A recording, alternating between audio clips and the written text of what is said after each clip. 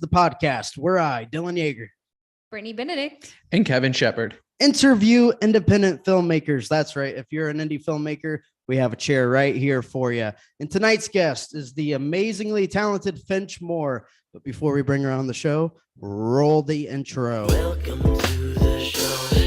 Indie Social. I know you'll love our guest today. 'Cause what we've got for sure will amaze. So take this time and put your stress aside and come with us. Don't be shy. Just take a seat and enjoy the ride. Oh, we are Indie Social.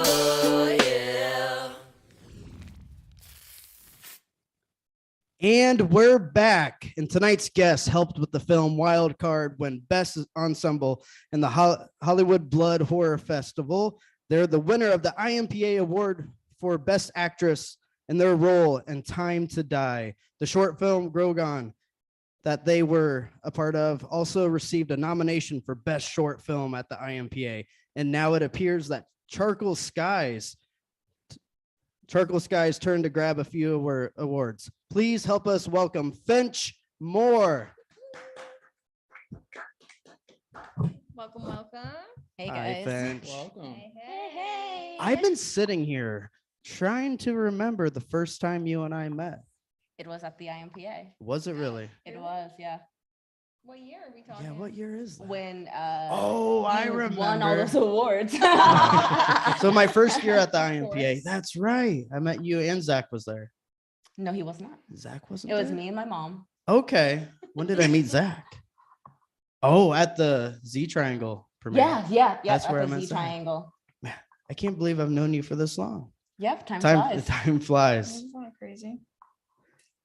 All right. Well, Finch, thank you so much for coming. Well, thanks so much for having me. I think we'll just start with we know that you're an actor and many more things, obviously writing. I guess can you tell us all the different kind of roles that you play in the filmmaking world? Oh gosh.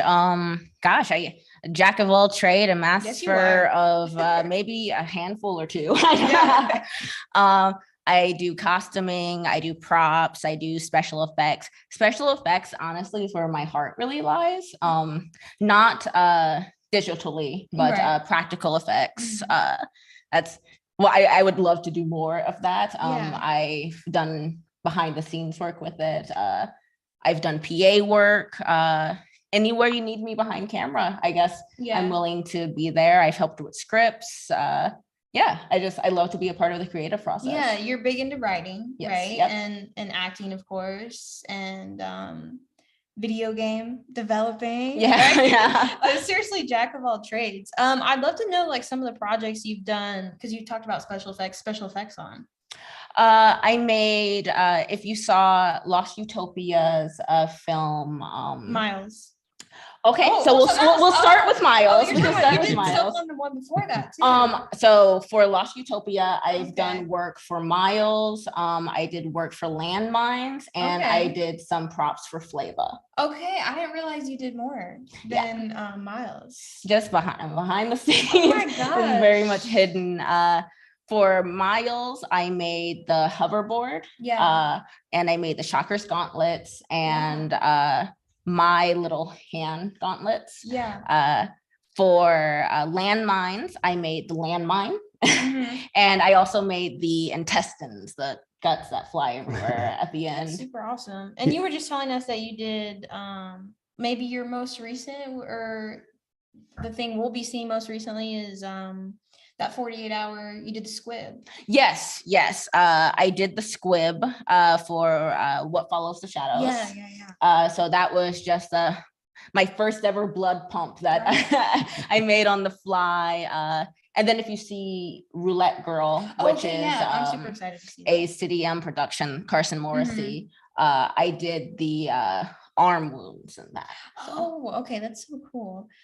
I think props and makeup is like one of my favorite things to do in film. So that's pretty cool that you do that. Yeah, I remember when we were doing Miles, it was my first day in Waterloo, and I was texting you and you're like, come to my house, I got your gauntlet. And I went there and I put it on. I was like, this is the coolest thing in the world. And like, it worked perfectly because it looked very homemade, but that's for the shocker, he was very early on, and then of course Terrell made it look super wow. epic. Terrell I just know, adding the brought posts. it to life, really. And I mean, like I'm a tinkerer, so I was taking stuff apart for it, and I had this little clock that I put on the end of the hoverboard.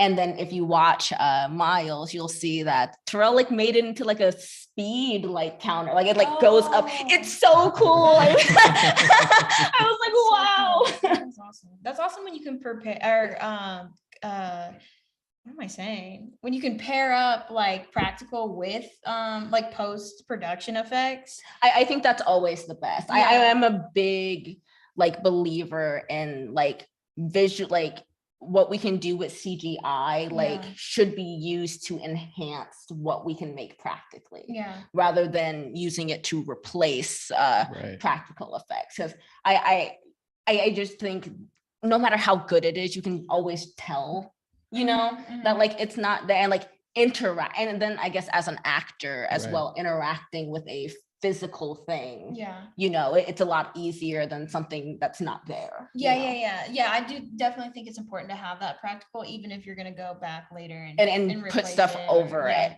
because it will just like bring it to life. Like I said, like Terrell putting all the electricity around the gauntlet, so like impressive. Like that thing's made out of wood. I got I mean, the fact that you had it practically is impressive itself, and then just adding the electricity and all that.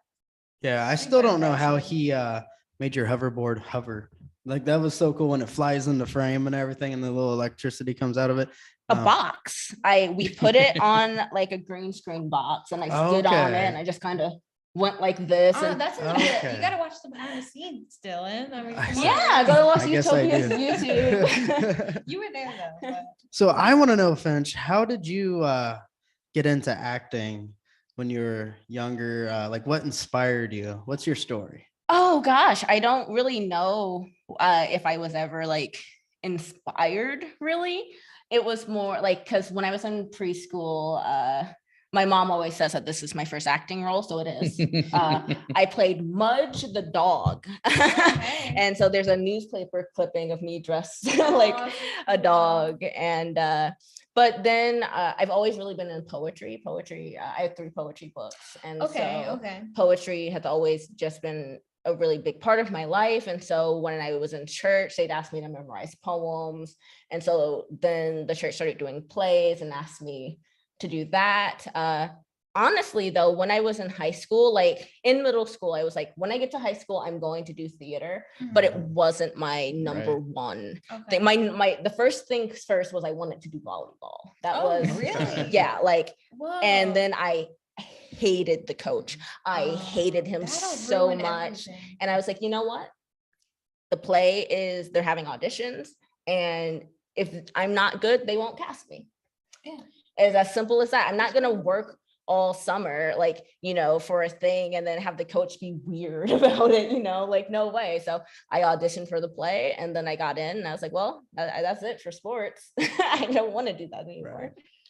Oh my goodness. When I was in high school, I was really surprised on how many like kids were in sports that actually had like this secret passion for theater. Like I'm talking about like serious jocks. They would like had like this secret soft side act, and at least for my school, and I was just so cool. And like, but you know, it also made it really weird when like you would get picked on for being the theater kid, but like the jocks never did. So I don't know. A lot of the popular boys at our school were also in theater. But they were also very kind. Like, I don't think they're watching, but like Paris, Gabriel, hi, like they were always just amazing. And but also, and I will never lie about it, the people who did sports and also did theaters, they just grounded my gears, because they were always late to theater, because they always like would go to their sport first and then come, and I was just like, guys, we're supposed to be learning our line. I completely forgot about that. That's how it went for us too. Yeah, like they would have like football practice and then come straight from football practice to do theater, and we would always have to wait, and always was afraid of like their games interfering with the shows and stuff. But hey, you know what? That just shows that just because you're kind of like taught or raised, like maybe you come from a family that did sports, you know, that doesn't necessarily have to be who you are. So I thought that was really cool, like empowering, showing like they had this side to, you know, do the arts. Very much like High School Musical. Like, yeah, that's what I've been thinking of this whole time. Well, you got into theater then, and I know that you're doing theater right now. Yes. Because you're in Clue as, what's your character? Yvette, the French maid. When is that gonna happen? May 13th is the premiere. How often are you practicing for that? Oh gosh. I think we practice like 3 times a week. Oh my goodness. See, I've kind of forgotten how dedicated you have to be to these practices for theater. Yeah, that's quite often, but I guess you need it, right? And the cast is fantastic. And we've been getting out of practice a little bit early, like almost every practice. You guys are on top of it. Yeah, the cast is amazing. When we did our stumble through, like, then that was with the scripts, you know, I was just like, this is going to be an amazing show. We need to go check it out. I'm so sad that we missed Carson in Rocky Horror. Yeah, I'm so sad wow, that we missed that. So we'll definitely have to come up there and see Clue, because that sounds like fun. Oh, it's going to be a very fun show. But I was going to ask, like, have you been doing theater this whole time, or did you just kind of get back into it?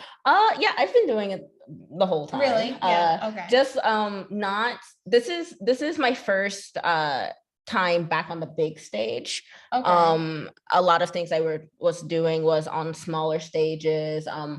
I was a part of a play and directed a play virtually during the pandemic. Oh my goodness. And then, like I said, just like smaller stage stuff. In Waterloo at the Walker Building, we have this place called the Black Box. Okay. And so it's just kind of like a little theater. Yeah, so cool. I did readings and stuff there. Okay, so to talk about the many hats that you wear, are you interested in directing plays and like are you interested Yes, in directing films? Yeah, both. Okay. I was gonna say I'm writing a play, but I'm also writing films. I'm Oh, always, really? yeah. Okay. I've been working on a. I don't want to get too much into it, No, guys, please. but That's why you're here. you know, my for stage wise, the only stage play that I'm working on is it's a Peter Pan inspired play, Okay, but okay. Sounds it's cool. very much like a trans analogy, Oh, and like that's cool. it's called like Becoming Peter Pan, and like Oh. it's my favorite thing.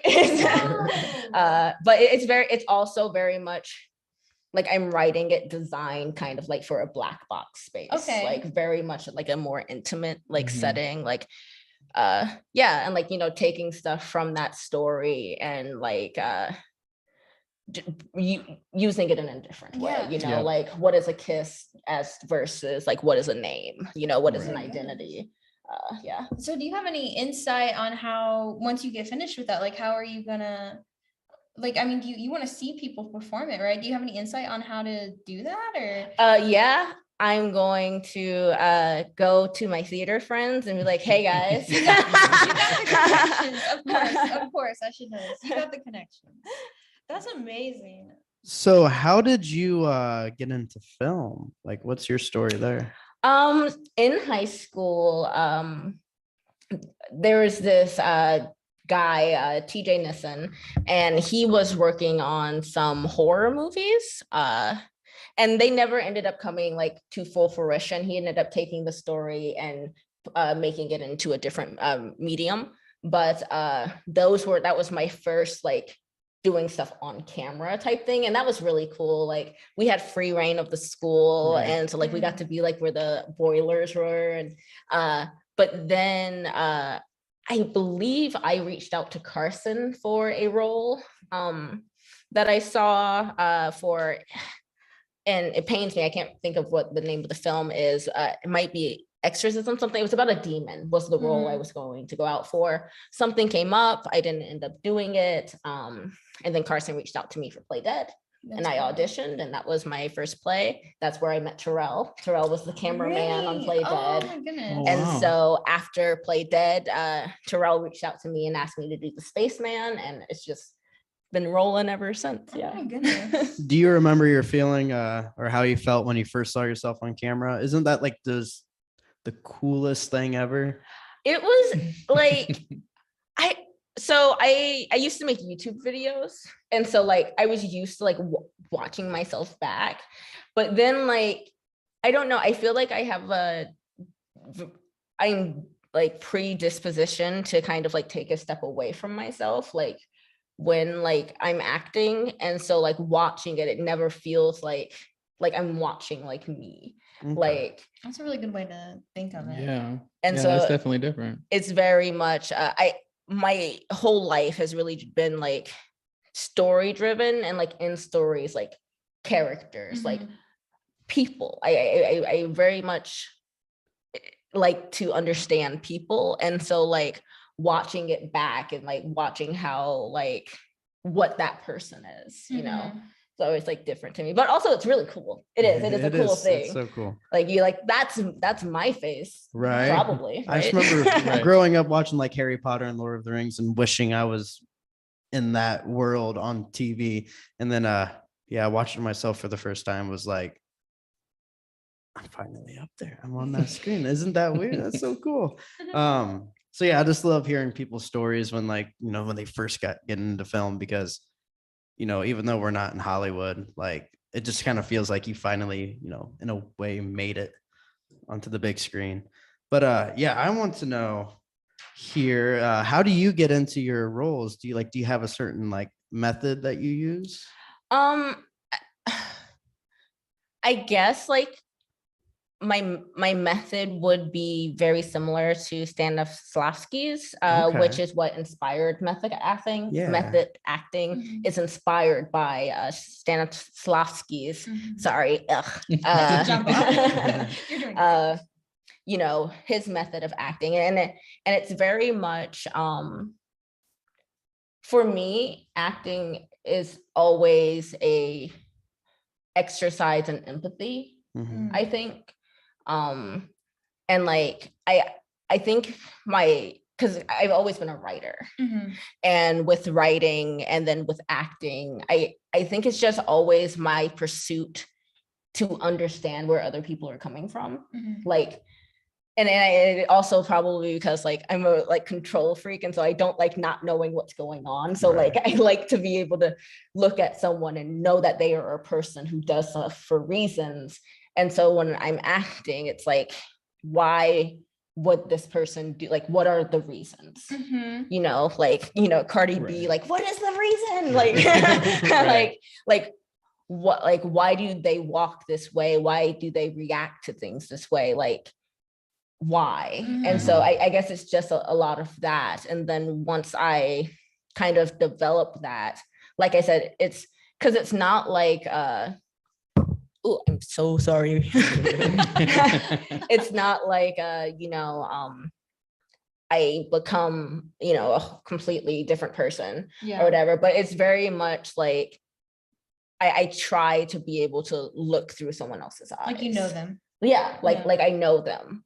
And so that's just kind of where I come from. I read a lot of psychology books. I study up a lot on like body language and like what body language means, and like, and then just with my personal experience, I'm a big observer of people. I just like to people watch. And so like, you know, what situation have I seen in my life that is a similar dynamic, you know, and working from that.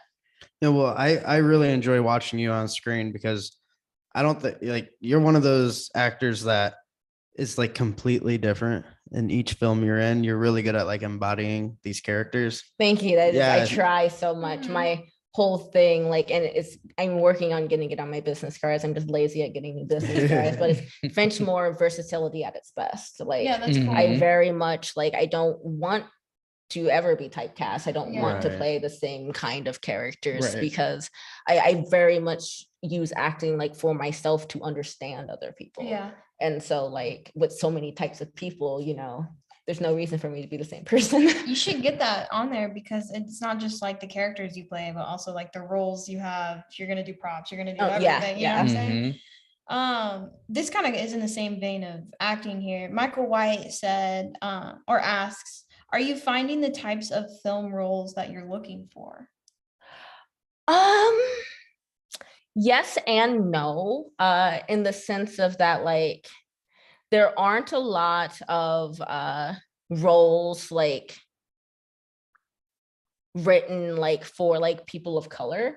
And beyond that, there aren't a lot of colorblind roles. And so like, beyond that, I never really see like that kind of representation. So like, I'm always looking for it. But when we just think of like types of roles,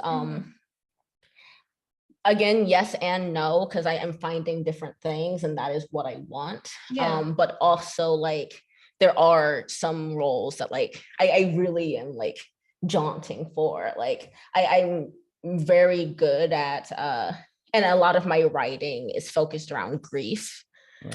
And so like, I'm like being emotional is acting wise is my strongest suit. And I feel like I really don't get to use that a lot. I don't really get cast in a lot of emotional roles. And when I do, it's very more like the stoic, strong person who like, I might have an outburst, but then, you know, like I'm very, it's reserved. Like, and I very much would just like to wail and scream and like pull my hair out, you know? I'll tell you, coming from the other side of that is we kind of avoid writing for those because it's so hard to find someone to do it so well, you know? So it's like, you know, you can take the gamble and like hope you'll find that person who is willing to commit to just like crying it out, yelling it out. Cause I think it's hard. I mean, I'm not an actor, so it's hard for me to speak, but I think it's maybe hard to let down that wall to really get to that vulnerability of, I am just going to like let it out and cry and do all this. And like, that's what the director's looking for. And Yeah, so coming from the other side of it, we kind of avoid writing those things, and you're kind of looking for it. Yeah, I think So- I'm very much pining for just like someone to let me be vulnerable. I know, like, we gotta, let yeah, me we gotta get on show like this. vulnerability, and then like Yeah. even just going beyond that, like as like a Black actor, like Mhm.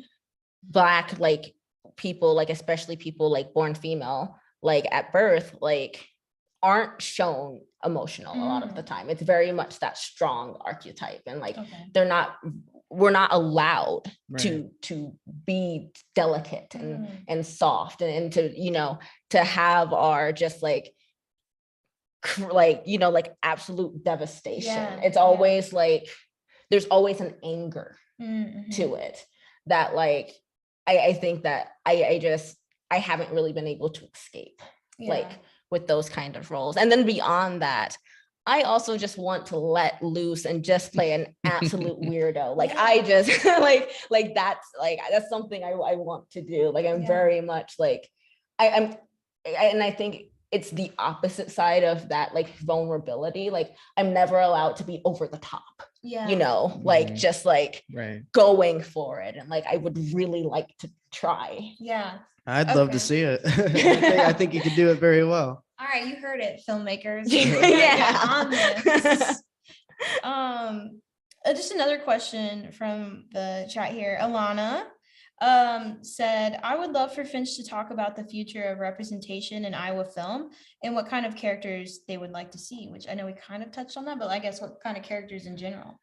I just would like, so, and I would first like to say that I'm very lucky because like I got my start, you know, working with Carson on a film that was already like LGBTQ. Mhm. And like I work with a lot of I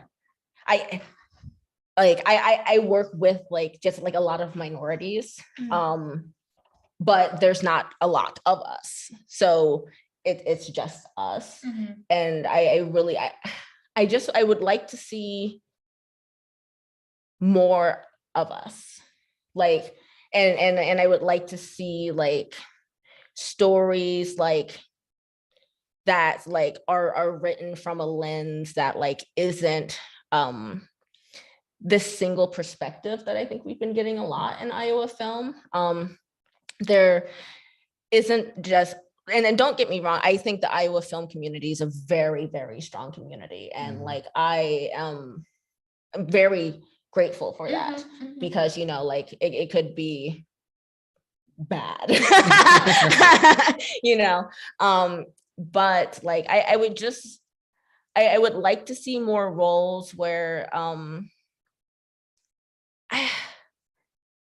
I don't know, I don't know how to say this. I'm not trying to be mean. Yeah, I mean, But it's just like, because I don't know what to say other than try.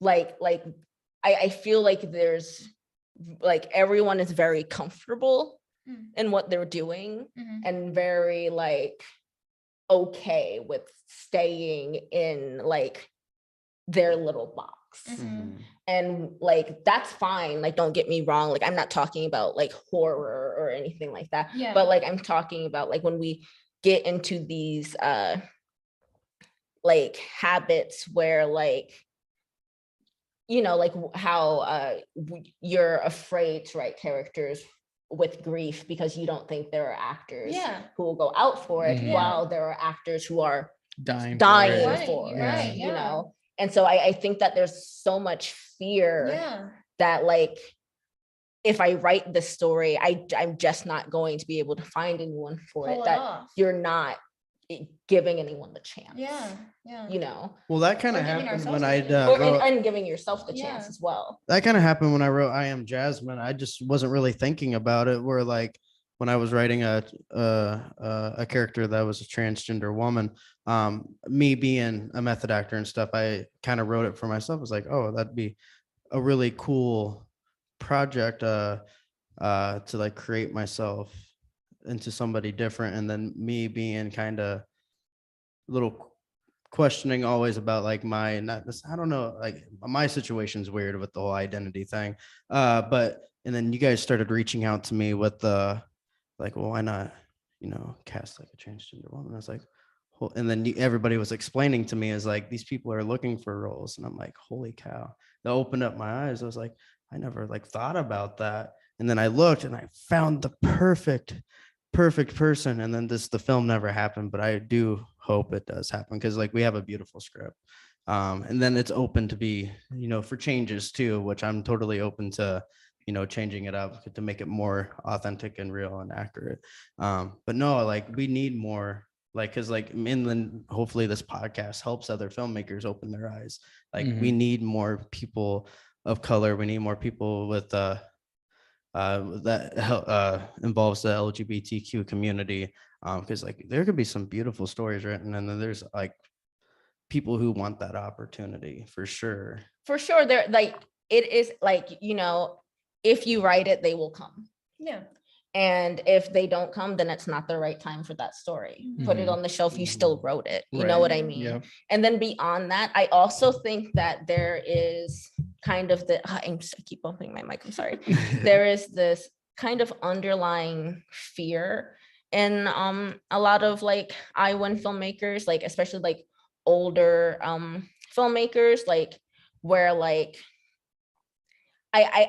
I don't know exactly what the fear is, but it's very much like it feels like we're afraid to take these like diverse talents and put them in the forefront. You know what I mean? Like very much like, well, I have this minority character and like they're a side character and like, but they're in the film that, they're Right. there, like check mark, the box is done, but it's not, like it's very much like I feel, and especially like with me, a lot of times, like I feel like, and it's as a prop maker, like I feel like a prop sometimes.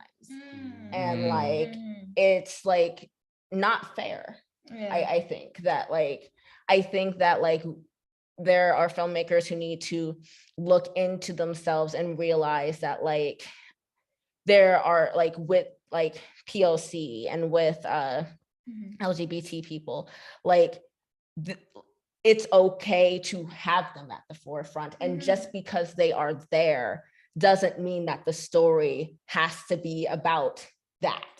Yes. Like just because your main character is Black doesn't mean like you have to rewrite your whole story. Right. You know what I mean? Like, and because like I've run into that where like a character that I auditioned for, like then like my dialogue was changed. Like, and it's just like it's very like unsettling. Like allow people to exist. And because I think that there's this like, and again, like I use the word fear, but like also just Very kind of like kindly putting it, apprehension, like and hesitation to do it, because I think that there's this whole idea of like, well, if I even try to do it, I'm going to do it wrong, and so I'm going to get canceled. And it's like, or you could work with minorities to help write the story if that's what you need. If that, or again, just write a colorblind role. You know what I mean? Like just because like you've made the character Black doesn't mean like now you got to be like, well, dang it, so what are Black people like? Like it's the character. If the character was Casey when you wrote the character, and then the person who auditioned was a Black person and it fit the role, then it doesn't need to be changed. Sometimes people can just be people. Some people can just be people. So No, I love that. This is definitely super educational and like opening my eyes, like beautifully put. For sure. Like, I really like how you like not using us as like props and stuff. Like, that's super deep. And you're blowing my mind over here. Like, I'm learning so much and I love it. Well, and I think it is just all about communication. Obviously, you're communicating this right now, but I guess for the people who do have apprehension, in a nice way of putting it, hesitation, fear, just communicating with whoever they do put into that role, if they're fearful of doing something to get them canceled per se. I mean, I'm like, people are people, just talk to that person. Like, what Right. do I need to change anything? And coming from that person and be, no, I mean, this role doesn't need to be changed, like just communicating. I think that if I were to be like, here is a problem with Iowa film, I think that one of the problems is like fear of communication. Mhm. I think a lot of times that communication, especially coming from like the minority voices, are often just like communicated, received as an attack instead of like a communication. Right. And so there's this defensiveness Mhm. instead of an open, like, to listen. Yeah. Yeah. It's very much like, well, see, like I brought it up and now people are yelling at me. Yeah. And it's like, no, I Right. think they're just trying to like have a conversation with you. Perspective. And I think that like a lot of people are afraid of conversation. Mhm. Well, I think that's where things kind of went right on Dylan casting for Yes. I Am Jasmine, is all these kind of different voices speaking out about it, and you hearing them, Yeah. and not feeling attacked by it. Well, it And was hard that's at kinda first just where that because went right. I wasn't really, like not thinking about it, because I was very much inspired by Dallas Buyers Club, Jared Leto's Mm. character. Like I thought it was beautifully done. And then I was like, I think I could do something like that too as an actor. And then I posted the casting call and stuff, and then woke up to messages of people showing concern. And I was like, I wasn't like mad or anything. I was just in shock because I was like, what did I do wrong? Like, what's everybody like? And then I was reading the messages and having conversations with people, and then I had to sit on it a little bit and then like really open up my eyes and like really just think about it. And I was like, wow, it's like everything people are saying is so true. Like people are like minorities, like they don't have the opportunities like I do. And it's like, like this is a community that I strongly support and love, and I need to give them the opportunity. So like I think like everybody watching that like sent me a message, like I thank you, because like it was like super educational. It like opened up my eyes, and I was like, yeah, like what can I do to like help? And then like you're giving so many good pointers and stuff too. Like we need to like colorblind rules and stuff. Like why don't we do that more often?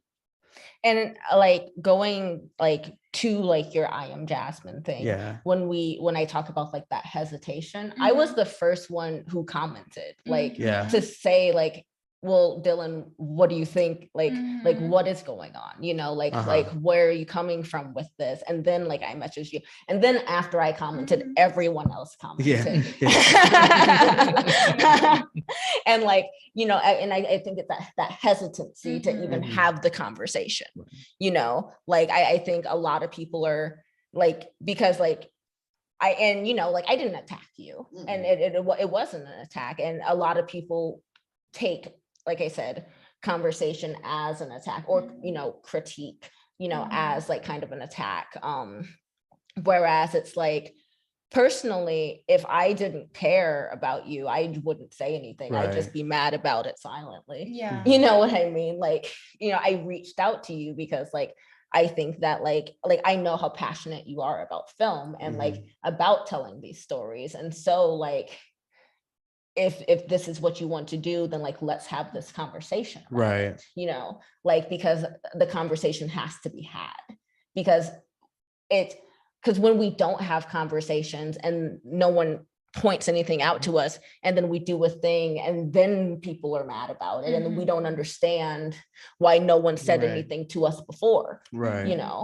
No, I think it was great how everything happened. It's just like I never felt attacked. I was just like super overwhelmed, because I woke up the next morning with at least, like, I'm not joking, like 30 messages. And I'm like, what is going on? And like, well, okay. At first I was like, okay, this is a lot of people interested in the movie. It's like, no, these are people telling me, it's like, hey, let's have that conversation here. And I was like, okay, let's like, yeah, no. Yeah, I really want to see this movie be made though, like, and made the right way. And if I need to sit down with, people from the community to like give it like the most authentic, because it's something, again, I'm super passionate for, a story that I feel like needs to be told. And I'm just excited to do it right. Like I was ended up being more excited after I started talking to people. I was like, this is how we can make a movie that is meant to open eyes, because it was kind of coming from like doing Morris about like sexual abuse and stuff. Like those are the type of films that I love doing, like that, like have a powerful message and story. So like I was trying to create something like that with I Am Jasmine. And again, like a lot of the community, like, was concerned, but yet passionate about telling the story at the same way and telling it right. And I think that's the important sticking part. It's telling it right. Because because when we talk about, especially with like colorblind casting and like just like blind casting in general, it depends on the story. And I think that is the very like important part, like, because if the story isn't about the identity, then that's fine. But when you're specifically trying to tell a story about a trans woman, that is when we need to have trans women involved. There's a difference between casting, someone for a role and, a scary like haunted house movie, and like we never even talk about like their background, and then like having a character who is struggling with their like gender identity, and like like that's real. And like the only way you're going to get an authentic story is by talking to someone who's dealt with that, and like who's gone through the process, and not just one person either, because everyone's story is different. Not everyone's transition story is going to be the same, so I think that's a very important distinction. Some important conversation, I think, in the comments as well from Emil. Not really questions, but just kind of important statements. Marginalized communities and people aren't props or plot devices. Finch is exactly right. There's a problem too with all these backgrounds full of people of color, but all the main cast is cis hetero white. People need to be willing to collaborate with people of color in the writers' rooms, as producers, and in executive positions, and not just as Terry. Oh my gosh, mess that up. But not just as a bot. It sucks too, because most people aren't intending to be exclusionary, but when there aren't open, honest conversations about it, the results can be similar. And I think like, and Emil's exactly right. And I think it's very important too that like when we talk about like intent, like because like he said, I don't think that there is like an intent for people to be like, exclusive, like to keep people out. But I don't think there is an intent to let people in. And that is what the problem is that like there isn't an openness to or even a motivation to do it, to try to do it. There's a comfortability that like I am fine doing what I'm doing. Like I'm doing well. No one said that I haven't been doing well, like things are fine. And it's like, but how are we moving forward? How are we, expanding? How are we evolving? I mean, I think you're right too. Like I'm comfortable, I'm doing well, I'm not rocking anyone's boats, and I'm like afraid of the potential of doing that. And I think you're definitely right on that. The sad thing is when there's people out there who aren't like open and willing to accept, change, like the world is forever changing, people are evolving in a way, like people are more aware, like, maybe they were like born, in the wrong body and stuff. Like, I think people need to open their eyes. Like, this is reality. Like this, people are going through this. And I just hope one day, like the world will be to where like everybody's just more open and stuff. Because again, it's like going back to like the filmmaking world. It's just like, and I love like seeing what like Hollywood's doing with well, not everyone, but there's so many like with the message coming out. There's like a lot more like authentic movies coming out with like using people of color and then like people of the LGBT community. I know like there's a small group of people that like, and the Hollywood scene that are trying to kind of like in Iowa film that are trying to make things grow. But It's again, Taika Waititi.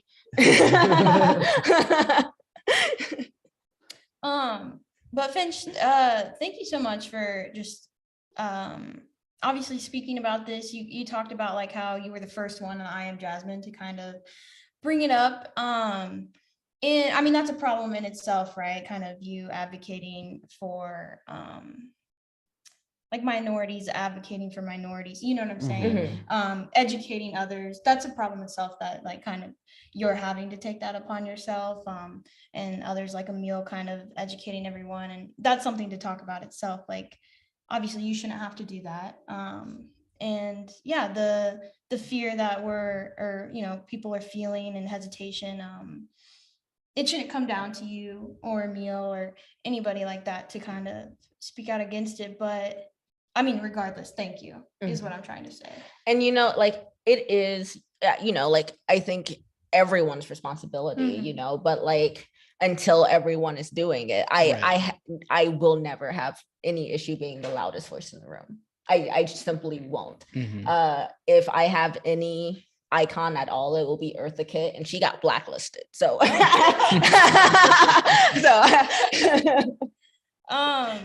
but yeah, I just wanted to say thank you before we move on. I don't obviously completely want to move on from it, but there is another question, Wes Worthing. Are you planning to produce any of your books into film or stage production? Which we did kind of touch on that about you. You're actually just writing a stage production now, but what about your books? No, I think that, okay. If I were to make any of my books into the problem is that they're so big in scope. Really? That like it would have to be, a huge big thing. The only one I think that could be shrunk down would be The Acceptance of Wing Beats, because that's very much a story about grief. Well, can I stop you and ask? Yeah. Because you talked about poetry. Yes. You have 3 poetry books. I do. But you're like telling me of other books. Okay. Yeah. I did not know this either. I don't think any of my poetry books could be made into movies. Maybe Limerence. Okay, but you have other books. I have books in the works. Okay. I have whips. The only one available to read would be The Acceptance of Wing Beats. It's not finished, but I use Wattpad as for free beta readers. Okay. So like that's where that's able to be seen. But all of my novels are works in progress. Oh. They're my babies, my absolute babies. So I'm very, very protective of them. But Acceptance of Wing Beats could probably be made into a movie if I wanted to. Okay, synopsis on that. Give me the deets. A girl who has a this is a hard synopsis. Basically is about a girl who becomes disabled in an accident during she's moving with her family into her uncle's house, and there is an accident and her mom dies and her dad dies and her sister's in a coma, and she loses gets paralyzed for a little while, but it's really about the grief of like of losing everything. Okay. of being alive and the grief of losing someone, like very much like asking questions like, is grief supposed to feel like guilt? Right. Like and then like, was I even a good enough daughter to my mother to miss her this much? Questions like that. And so and it's basically she uses in the book because it's a journal. Okay. She uses bees as an analogy for like her anxiety. Okay. And so the acceptance of wing beats of the beats of the bees' its wings, and of her anxiety, and just kind of getting through that. And then Limerence, my second poetry book, is about confusing infatuation with love.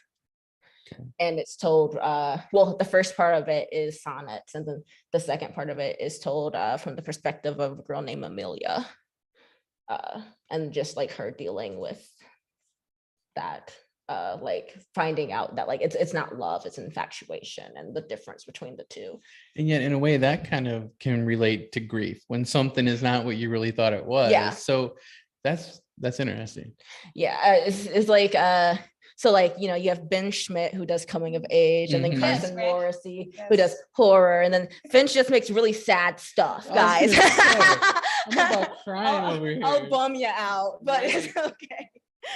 I mean, we need to all feel that, so we also know, you know, the contrast of the happy stuff. So Yeah, that I think sounds that's really really interesting. I would definitely read it once it's done. Thank you. Well, the acceptance of Wingbigs is out there. Yeah, you can read up to chapter 10, I Oh, think. well, Of how okay. many? Send me the link. It's Send me not done. the I can information. not I done. want to check it out. Oh my It's not gosh. done. It will. So a part of it is war, and I wrote it.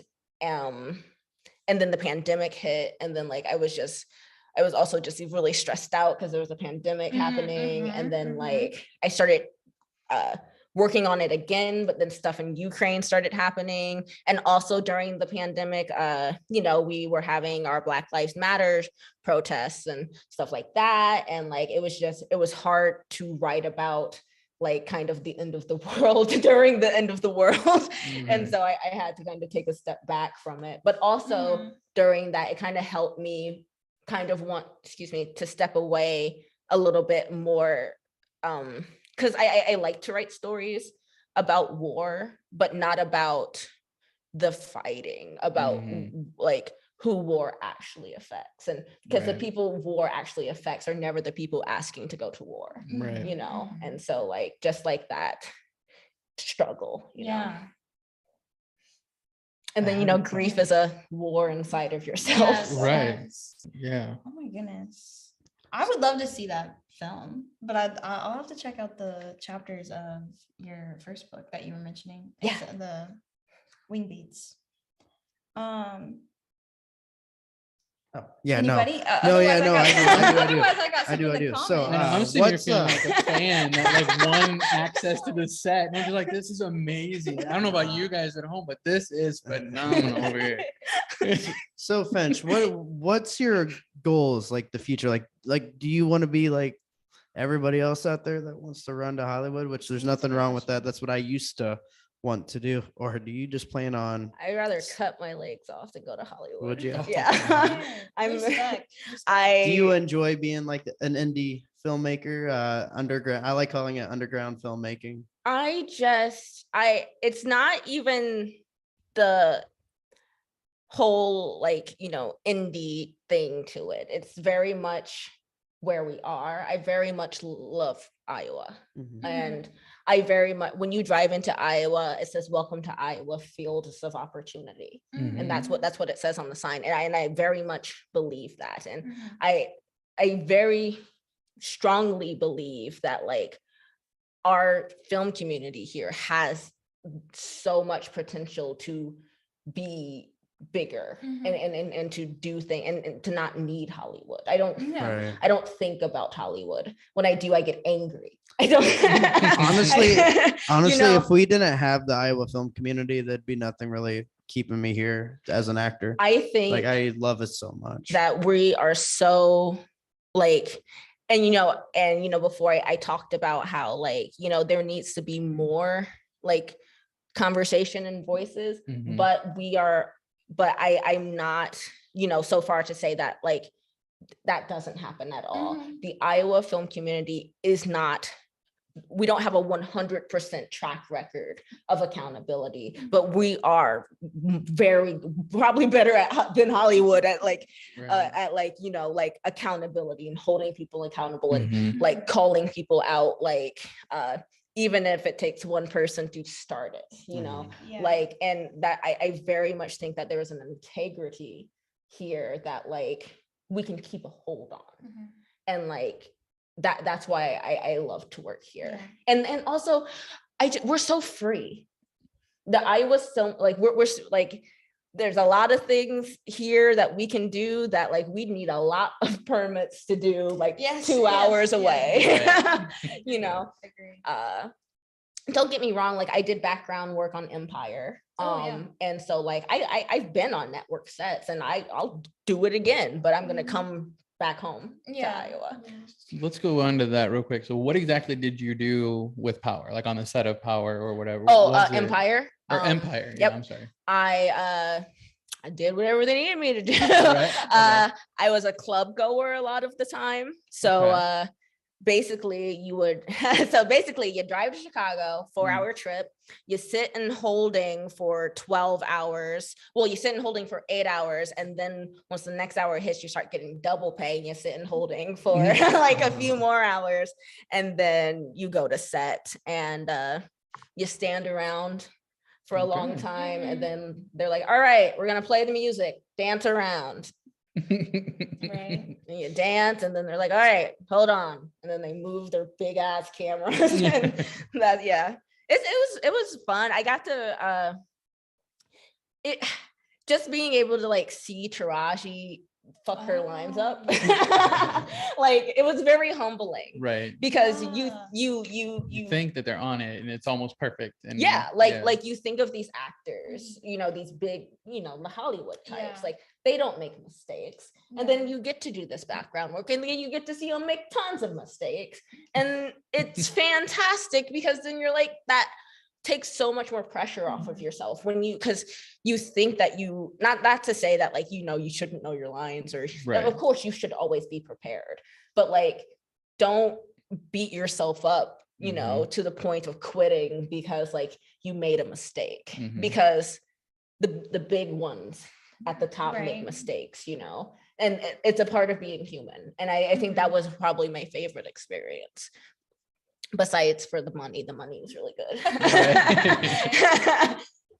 Michael and I talk about like Hollywood film sets all the time, and how like, you know, if we're stressed here in Iowa on our little 2-day shoot, it's like there's no way that it's any easier out there. Oh, And no. you know, they just had the strike for people working in film, like working long hours.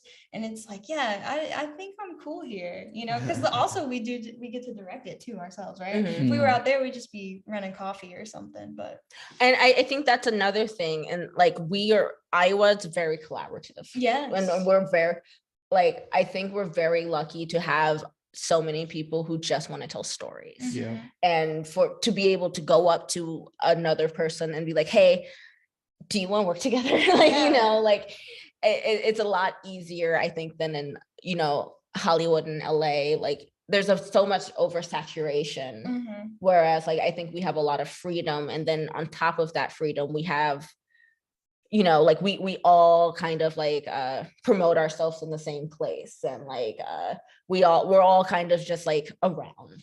And I think that's why you were saying like we can be more accountable here, or held accountable. It's because I mean, like we all know each other, Yeah. or like we'll get to know each other, and Mhm. that's the benefit of being a smaller community. Is that's why that works. And yeah, it is cool to be like, you can name off a bunch of people. I can name off people in this chat, and like we all know them somehow, or we're gonna know them, and that's really awesome. I love Iowa film. I do too. Yeah. I Mhm. love Iowa. Yeah. Let's see who's going on in here. Alana says, beautiful conversation. Thank you, Finch and Emil. Skylar O'Brien, you're so talented. Oh, I love you, Skylar. That's my roommate and best friend. Supporter. Michael White, are there any plans for you to collaborate with some of the women in Iowa film, like Hannah Wright, Shelby Haggerton, many others? Plans? No. Would I love to? Absolutely, I would. Yes. Invitation? Yeah. I'm the worst. I'm so sorry. I hope the audio is not crappy. I would love to work with Hannah. I would love to work with Hannah. Shelby, I didn't end up auditioning for this last her feature. Right? Is it in between the lines? Yes, I yeah. believe. I didn't end up auditioning for that, but I very much do want to work with Shelby in the future. I mean, I'm not opposed, like I said, Right. I'm always looking for the roles. So when I see them, I apply. Yeah. You heard it. Yeah, you heard it Of here. course. Yeah, I'm excited. I don't think it's come out yet, but I know Shelby's coming out with the podcast. I heard like the tidbit of it. Michael, help me out. Is the podcast out or not? But I know Shelby's coming La out with Film? it. Yeah. Is that out? Yeah, I don't think I it's heard- out I don't yet. think it's out yet. I heard think the they teaser released the for it. teaser. Yeah. Okay, I didn't hear that. Very excited for that to be coming out. And all the great people who will be on it, hopefully. Let's see what's going on. I know they're way at the top. This goes back. This is coming full circle. How did you get started in prop making? Was there like something that brought you into it, or like you're just a creative person, obviously? I mean, did you volunteer like, hey, you're doing this film, I'm gonna do props for you, or So I'm I'm a big old nerd. No. And so I've been cosplaying since middle school. Nice. okay, that And- connects the dots. And so making props kind of started there, but like I was always into like movie monsters. Like I always wanted to like do like the effects. Like my my mom is always like I was like upset because like I saw something the other day and she was like, well, I know it wasn't gore, so it must have just been something inappropriate.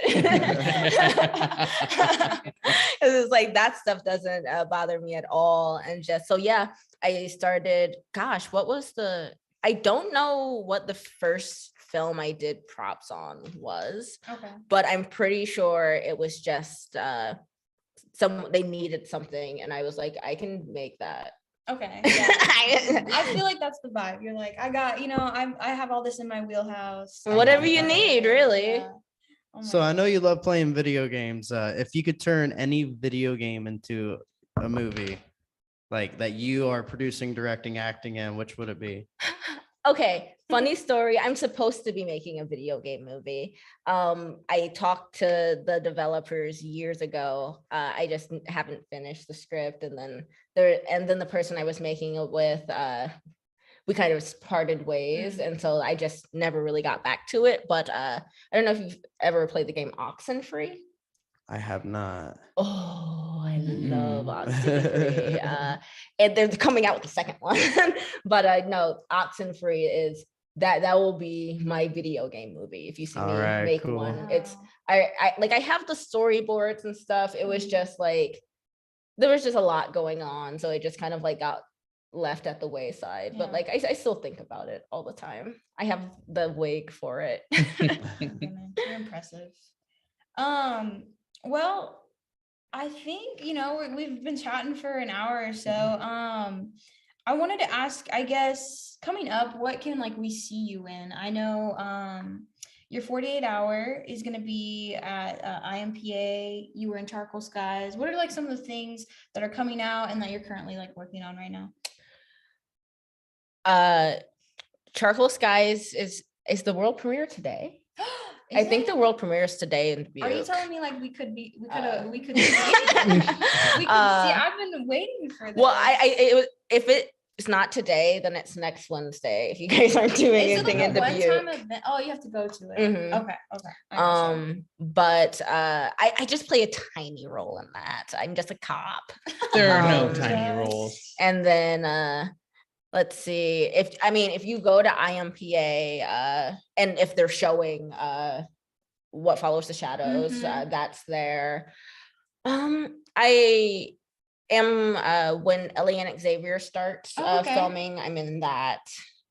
But beyond that, I'm not really I'm doing some background stuff for some stuff that's in like pre-production. Mhm. But beyond that, I've kind of taken a break and to like work on my scripts and on Yeah. my game. And Mm. so like not super doing anything. In summer I'll be filming something with Felicia. But yeah. Is she in Burlington? Yes. Okay, yes. yeah. Is she kind of new? She is new. Okay, I've Yep, been she just working moved here. with Erica Faye, and she was talking about her. being up and coming in Burlington. So what is she like, producing or making her own film? She I believe she's producing it, and she wrote the script. Okay, are you acting? Is yes. that what you're saying? Yeah. Okay. All right. Otherwise, it sounds like you're kind of available to maybe be it. Kind of, She's, sort of. you know, I'm not Finch's- supposed to be. I told myself I wasn't Okay. taking on roles, but I will probably say yes. Right. I don't really like. I can't say no to a good story. I Right. think is my problem. Okay. So All right. if your script is, if it's kicking, then yeah, come at me. Right. So before we wrap, I really oh, enjoy yes. asking this question with all our guests. If you could step in a time machine, go back in time to little old Finch, what kind of advice would you give her for the future?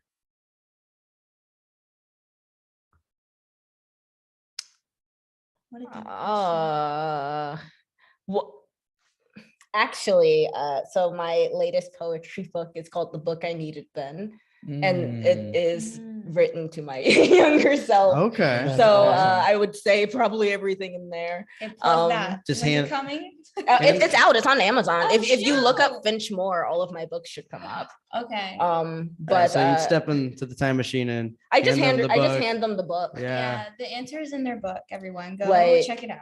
I mean, it's a lot of, I go over a lot of different stuff that like I went through, and so a lot of like trusting your gut and like just like knowing like not tricking yourself into like believing people are who they aren't, and just kind of like asking for help when you need it, and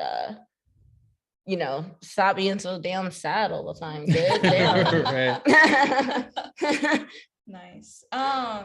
Well, people, if you need Finch for writing, prop making, acting, video game development, what else am I missing? I'll go get the donuts. Thanks. Finch, you have a Facebook page, right? I do. Finch Moore Official. Yes. And Instagram as well. Finch Same Moore same Official, name. yeah. Those are kind of the places to hit you up. Yeah. Okay, yeah. So definitely find Finch. They say they're not available, but also kind of sounds like they'd be willing. So Finch is kind of sort of available. Yeah, you've really impressed me, and I definitely hope we can work together again soon. I know we worked together in the past with Amanda's things, but I'm like really interested in your writing. I can't wait to check out some of it. And yeah, thank you so much for speaking with us. Well, thanks for having me. Yeah, you're a great conversationalist. Well, thank Have you ever you. heard that? Yeah, people say it. So, but I think that's it. I think I we're believe that's it. yeah. So everyone, thank you so much for coming to watch us speak to Finch and all the amazing comments. You'll have to check them out. We've had some real love that I didn't get to in the comments. Oh, but there's Zach. yeah, Zach was in there, Emil, Ben, Kevin, Wes, Alana. I love you Michael guys. White. I feel like it's the Yeah. most comments we ever had. I know. So thanks everyone so much for watching. And yeah, go hit up Finch on Instagram and Facebook. And yeah. Yeah, thanks That's guys. Next Tuesday we have Derek Smith. Is that his last name? That is. Is it? I'm terrible with Oh my last gosh, I'm names, sorry, guys. Derek. I know. I'm still working on it. And then we have Wes Worthing on Thank Wednesday. You. I'm so sorry. Really? Yes. Yeah. I Yes. love Wes. Yes, So Wes. it's gonna be Is a Wes back in the country? Like, what's going on? I don't know. I'm so The excited to dude's hear so all about it. famous. He has a house in London. He has a house in Hawaii. Well, I Yes. mean, he also has a name, like a town named after him. He over there, does. if you heard. And the I saw dude's, that. the dude's interested in living everywhere. He carries a tent on his back. Like every time I see him, he has a tent because he's planning on going somewhere. Oh my. But anyway, yeah, we have a very busy week next week, guys. Mhm. Thank you so much for tuning in. Yeah, check out Finch's work, and we'll see you all on Tuesday. Peace. Bye.